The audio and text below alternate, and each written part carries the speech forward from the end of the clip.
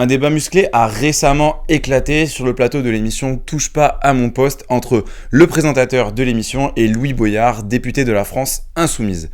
De nombreux médias ont relayé l'information mais ont surtout mis en avant le possible prononcé d'une sanction à l'encontre de la chaîne par l'Arcom et c'est pour ça que je vais revenir aujourd'hui sur cette nouvelle autorité publique indépendante.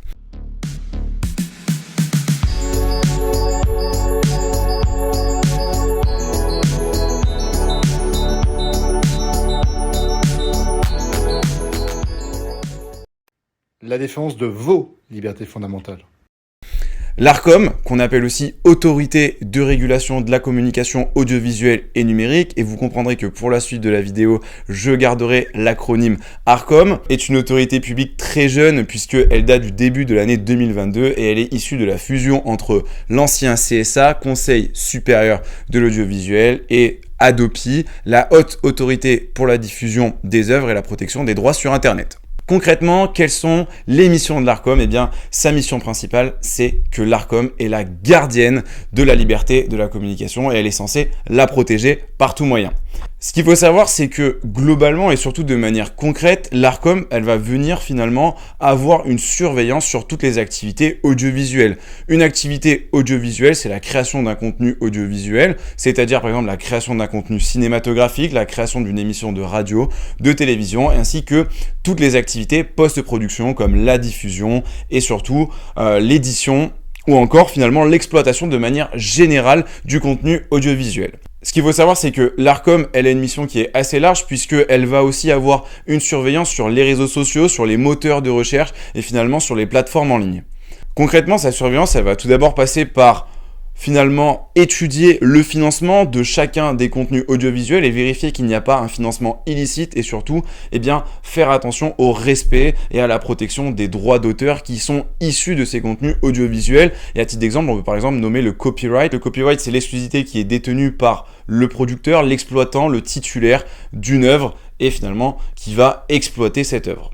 Pour mener à bien ces missions, l'Arcom, elle prend plusieurs types de décisions. L'Arcom va tout d'abord prendre des décisions qui sont générales, notamment par le biais de guides de bonnes pratiques ou encore par des recommandations, puisqu'elle va tenter d'influencer finalement le comportement de tous les créateurs et des responsables de contenu audiovisuel. Mais surtout, l'Arcom va prendre des décisions individuelles et c'est ce qui nous intéresse particulièrement aujourd'hui. L'Arcom, elle va prendre un certain nombre de mesures qui sont diverses et variées. Tout d'abord, elle va délivrer ce qu'on appelle des agréments et des autorisations. Alors vous allez me dire, quel type d'agrément ou d'autorisation une telle autorité peut donner ? Eh bien, il peut s'agir d'un agrément concernant la modification du nom d'un contenu ou d'une chaîne, ou bien concernant la modification d'une heure de programmation pour la diffusion d'un contenu audiovisuel.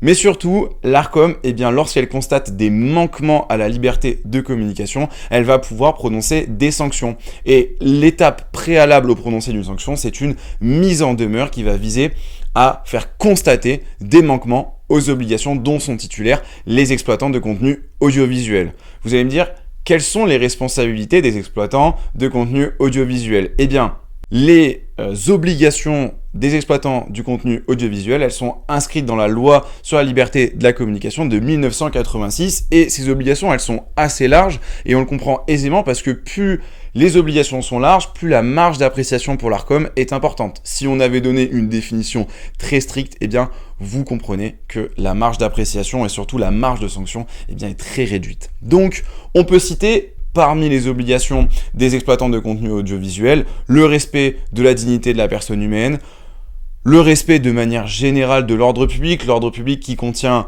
la moralité publique, la tranquillité publique, la sécurité publique.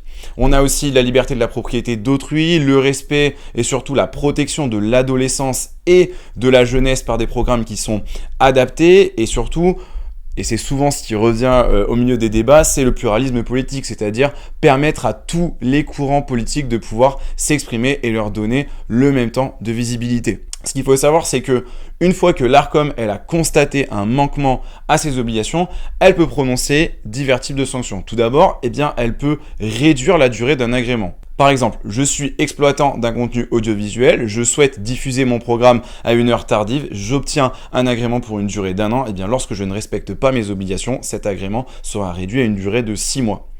Elle peut aussi retirer carrément une autorisation et surtout, et c'est une sanction qui est à mon avis très sévère, elle peut supprimer ou retirer soit un contenu audiovisuel dans son entier, une partie du contenu ou alors quelques séquences. Et c'est ce qui est craint par la plupart des chaînes de télévision ou des émissions radio. Mais surtout, l'Arcom, elle peut prendre des sanctions pécuniaires. Et les sanctions pécuniaires, elles sont elles aussi encadrées puisque elles ne peuvent dépasser 3% du chiffre d'affaires hors taxe sur le dernier exercice comptable, sauf lorsque le manquement est répété. Cette sanction passe à 5% maximal du chiffre d'affaires hors taxe.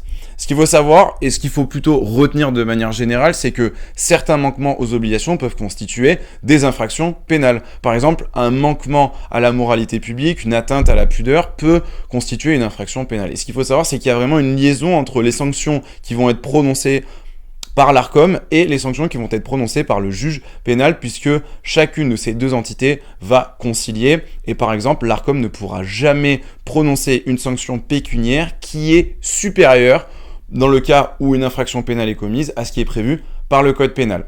En conclusion, ce qu'on peut dire, c'est que l'Arcom, c'est une autorité publique indépendante qui a une large marge d'appréciation sur l'ensemble des contenus audiovisuels. Et aujourd'hui, ce qu'on sait et surtout, finalement, ce qui est important, c'est que l'Arcom peut sanctionner de manière très sévère les exploitants de contenus audiovisuels. Si vous voulez plus de contenu de ce style, n'hésitez pas à suivre l'hebdo juridique, à liker la vidéo et à la partager. Je vous dis à très bientôt.